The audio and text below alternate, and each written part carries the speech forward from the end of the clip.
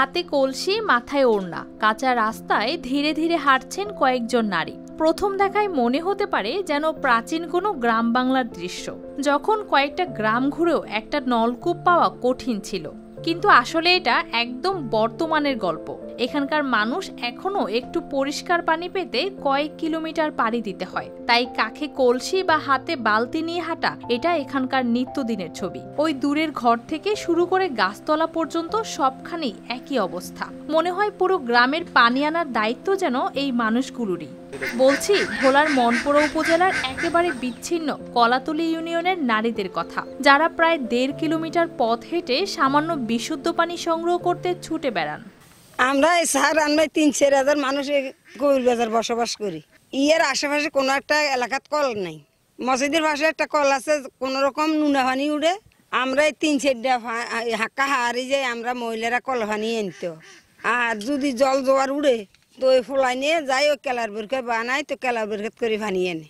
গ্রামের মাত্র কয়েকটি টিউবওয়েলের উপর ভরসা করে চলছে প্রায় 15,000 মানুষের জীবন। পানি তুলতে লাইন, তারপর সে পানি বয়ে নিয়ে ঘরে ফেরা, সব মিলিয়ে এক কলসি পানি আনতেই 30 মিনিট লেগে যায়।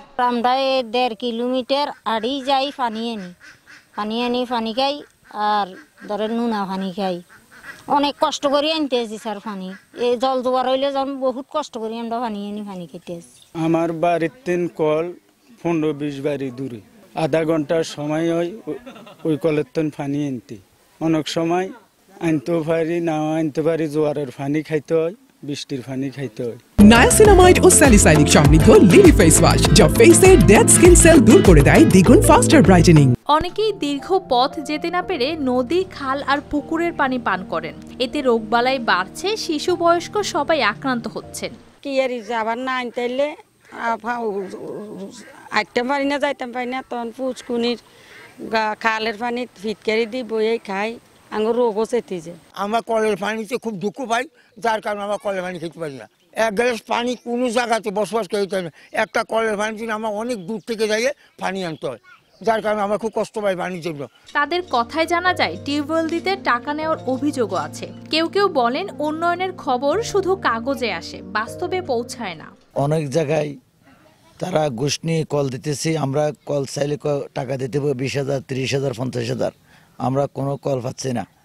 টাকা আমাদের সমর্থ নেই যে আমরা এই টাকা জমা দিয়ে যান। আমরা জনস্বাস্থ্য অধিদপ্তরের কর্মকর্তারা দাবি করছেন ইউনিয়নে 160টি টিউবওয়েল রয়েছে, আরও দেওয়ারও পরিকল্পনা আছে। প্রকল্পের মাধ্যমে ইউনিয়ন পর্যায়ে যে বরাদ্দগুলো আসতো সেগুলো থেকে আমরা সেখানে বেশ কিছু টিউবওয়েল বসেছি, এবং তাতে মানুষের যে সুপেয় পানির চাহিদা না মেটার কারণে আমরা সেখানে স্পেশালি সিডিএসপি প্রকল্পের মাধ্যমে 150টি টিউবওয়েল বসানো হয়েছে 2 বছর আগে।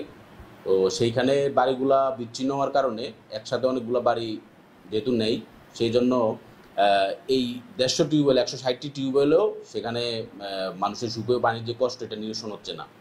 আমরা ভবিষ্যতে এই কষ্টচরের মানুষের সুপেয় পানির কষ্ট নিরসনের জন্য সিডিএসপি 5 প্রকল্পের মাধ্যমে আরও আমরা বেশ কিছু টিউবওয়েল দেওয়া হবে, এবং অগ্রাধিকার ভিত্তিতে আমরা সেখানে কিছু টিউবওয়েল দেওয়ার চেষ্টা করব। কিন্তু পানি সংকটে থাকা মানুষদের একটাই চাওয়া, দ্রুত পর্যাপ্ত টিউবওয়েল স্থাপন করা, যাতে অন্তত এক কলসি পানির জন্য ঘন্টার পর ঘন্টা কষ্ট না করতে হয়। News desk, RTV।